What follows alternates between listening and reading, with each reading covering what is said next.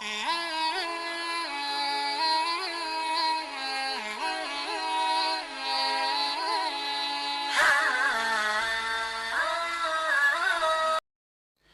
साथ हैं तहरीम फातिमा, जिन्होंने नीट यूजी निकाला है इस साल। 653 इनका स्कोर है और ये जामिया स्कूल की पास आउट हैं। बड़ी बात यह है कि इन्होंने नीट क्रैक किया बगैर कोचिंग के। सबसे पहले तो आपको मुबारक हो, और बताएं अपने सफ़र के बारे में। जी, जब मैंने अपना फ़र्स्ट टाइम दिया था 12th के साथ, तो उसमें मैंने 437 स्कोर किया था। उसके बाद फिर मैंने ऑनलाइन ही पढ़ाई की, पीडब्ल्यू से किया था मैंने। तो उसमें मैंने यकीन बैच एनरोल किया था, एंड देन वहाँ से मैंने अपना फ़र्स्ट ड्रॉप लिया था, मैंने वहाँ से कंप्लीट किया। देन मेरा सेकेंड अटैम्प्ट में मेरा 587 था लास्ट ईयर मार्क्स, कुछ मार्क्स से मेरा रह गया था सिलेक्शन। देन फिर मैंने एक और ड्रॉप लिया। उसके बाद उसमें मैंने सेल्फ स्टडी की है, मैंने कोई बैच वगैरह नहीं ली थी, नोट्स वगैरह थे ही। मोस्ट मेरा जो फर्स्ट ड्रॉप ईयर में मेरी मिस्टेक्स थी उसे मैंने नहीं रिपीट की। लाइक एनसीईआरटी पे फोकस नहीं किया था मैंने, तो इस बार मैंने एनसीईआरटी पे अच्छे से फोकस किया था, क्योंकि नीट के लिए एनसीईआरटी बहुत ज़्यादा इंपॉर्टेंट है। तो इस बार 653 स्कोर किया मैंने।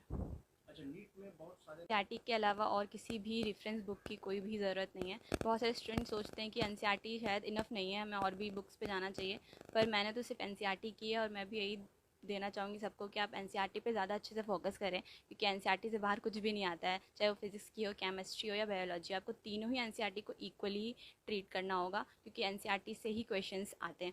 और पीवाईक्यू से भी मुझे काफ़ी ज़्यादा हेल्प हुई थी, मोस्टली फिज़िक्स में और केमिस्ट्री में। फ़िज़िक्स के लिए भी पीवाईक्यू काफ़ी ज़्यादा बेनिफिशियल रहे हैं। मैंने लास्ट 24 ईयर्स के पीवाईक्यू सॉल्व किए थे मैंने, और नोट्स के क्वेश्चंस ही लिए थे।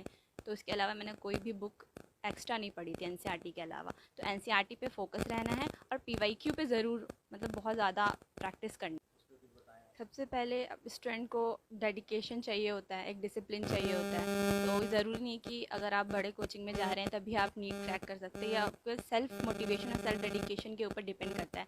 अगर आप अपने गोल को लेकर डेडिकेटेड हैं, आपको पता है कि हाँ मैं कर लूँगा, तो आप कर सकते हैं, क्योंकि मोस्टली इसमें आपको सिर्फ सेल्फ स्टडी ही सबसे ज़्यादा मायने रखता है, क्लासेस से ज़्यादा। लाइक बहुत सारे स्टूडेंट ऑफलाइन जाते हैं, ऑनलाइन क्लासेस करते हैं, तो क्लासेस तो सबको ही करता है, बट सेल्फ स्टडी सबसे ज़्यादा मैटर करता है इसमें, क्योंकि सेल्फ स्टडी में आप एनसीईआरटी रीड करते हो और जितनी भी चीज़ें होती हैं, तो सेल्फ स्टडी बहुत ज़्यादा मैटर करता है। तो आप विदाउट कोचिंग भी इसे क्रैक कर सकते हैं। और यूट्यूब पे भी बहुत सारे टीचर्स अवेलेबल हैं जो फ्री ऑफ कॉस्ट क्लासेस देते हैं, तो वो भी काफ़ी हेल्पफुल होते हैं स्टूडेंट्स के लिए।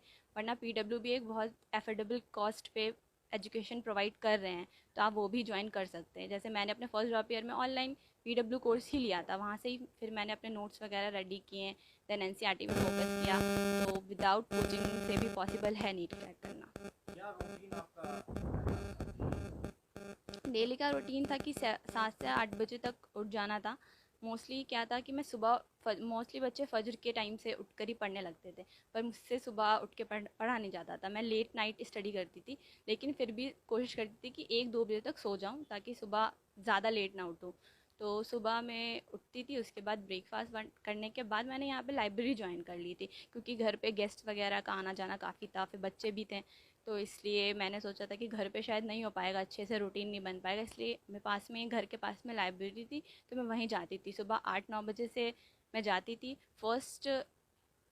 तो मेरे जो टाइमिंग्स थे ना, वो ब्रेक्स में होता था। लाइक ऑब्वियस हम लोग 6 से 8 घंटा लगातार नहीं पढ़ सकते हैं, तो आपको ब्रेक्स में करना चाहिए। जैसे मेरा एक पहला जो ब्रेक होता था वो 3 आवर्स पे होता था, देन सेकेंड शिफ्ट स्टार्ट होता था, तो पूरे दिन का मैं 3 शिफ्ट करती थी पढ़ने के लिए। फर्स्ट शिफ्ट वही मॉर्निंग शिफ्ट रहता था, उसके बाद फिर 1 बजे ब्रेक लेती थी, देन खाने के लिए घर आती थी। तो उसमें हाफ़ एन आवर 1 आवर तक मेरा घर पे लग जाता था उस टाइम पे। फिर घर यहाँ से वापस जाने का सेकेंड शिफ्ट चलता था, जिसमें मैं मोस्टली फ़िज़िक्स पे फोकस करती थी। जैसे कि बहुत सारे बच्चे को टाइम मैनेजमेंट नहीं आ पाता है कि कैसे करें कैसे नहीं करें। तो सबसे पहले फ़िज़िक्स और केमिस्ट्री स्टार्टिंग के डेज़ में आपको फ़िज़िक्स केमिस्ट्री पे ज़्यादा फोकस करना चाहिए, क्योंकि लास्ट में आने के बाद आपके पास टाइम नहीं बचता कि आप इनफ क्वेश्चन प्रैक्टिस कर पाओ। तो स्टार्टिंग में आप फिज़िक्स केमिस्ट्री को ज़्यादा टाइम दें, ताकि उसमें क्वेश्चन प्रैक्टिस में ज़्यादा टाइम दें। और बायोलॉजी के लिए वही है कि आपको एनसीईआरटी हर रोज़ रीड करना मस्ट है।